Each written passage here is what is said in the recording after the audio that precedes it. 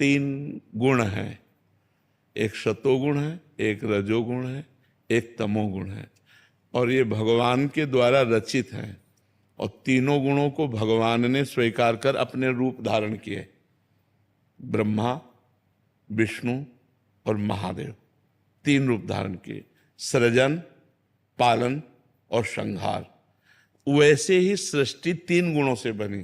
तो जो सतोगुण है, दयावान, सात्विक, भजन करने वाले, सत्य, धर्म पर चलने वाले। जो रजोगुण है, भोग, कामना, ऐश्वर्य, वैभव, नाना प्रकार की। तमोगुण, आसुरी प्रवृत्ति, हिंसा, क्रोध, ये सब। तो इन तीन गुणों से सृष्टि में तीन विभाग हो गए हैं। एक है सात्विक शांत, एक है राजस जो भोग वासना आदि, और एक है घोर अशांत प्रवृत्ति वाले, स्वयं अशांत और दूसरों को अशांत करने वाले। ये रचना ही ऐसी रची गई है और इन्हीं के विभाग कर दिए गए।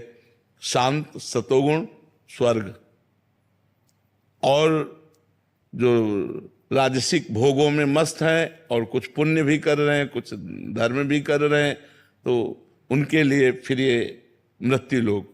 और जो घोर पापाचरण, अशांत, हिंसा, ऐसे फिर नरक लोक।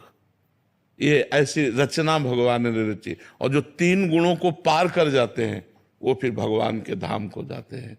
और ऊपर जैसे तप लोक, महरलोक, जनलोक, ब्रह्मलोक है, फिर इसके बाद भगवान का वैकुंठ लोक है।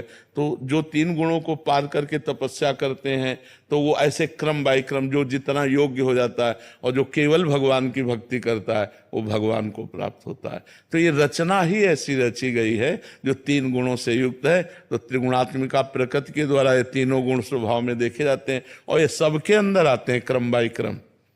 अगर भजन बल से हम इनको मिटाते चले आए तो सतोगुण बढ़ता चला जाएगा।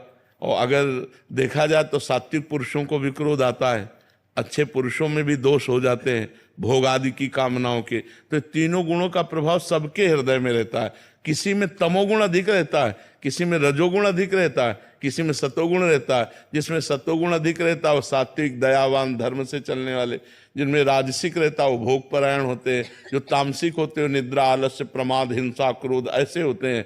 तो है पूरी प्रकृति भगवत स्वरूप, पर भगवान ने अपने आप को तीन विभाग में कर ऐसी सृष्टि की रचना